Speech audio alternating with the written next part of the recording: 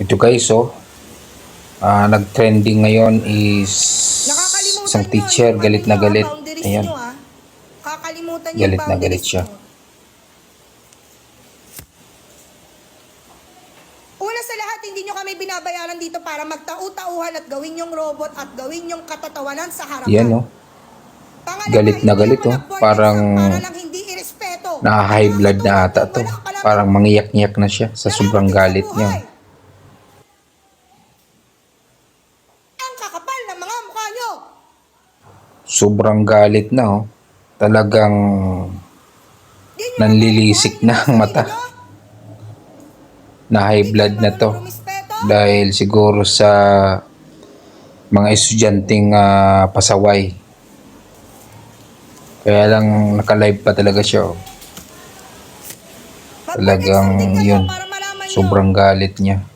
Hanggang saan kayo? Mga pasaway na rin kasi yung ibang estudyante ngayon. Kaya dapat lang talaga sa kanila.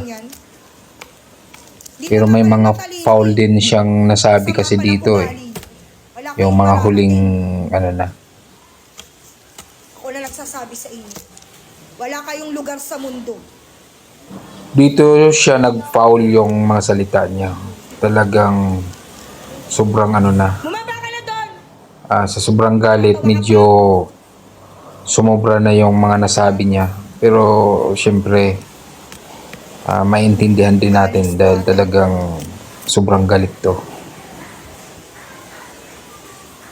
Ayan nalilisik yung mga mata niya. Sobrang galit. Para lang sa akin yung mga nasabi niyang foul, yung mga sinabi niyang walang mararating sa buhay, yun ay talagang foul. Hindi natin pwedeng sabihin yun kasi hindi natin alam yung mga plano din yan ng mga batang yan. Tsaka may kanya-kanyang mga diskarte yan pagdating ng oras or makatapos sila. Siguro talagang nagalit lang siya kaya nasabi niya yun.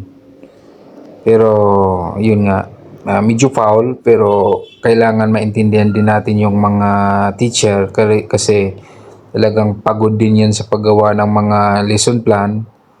Tsaka ayun na nga, may mga time talagang nagalit kaya marami siyang nasabing kung ano-ano dun sa mga estudyante.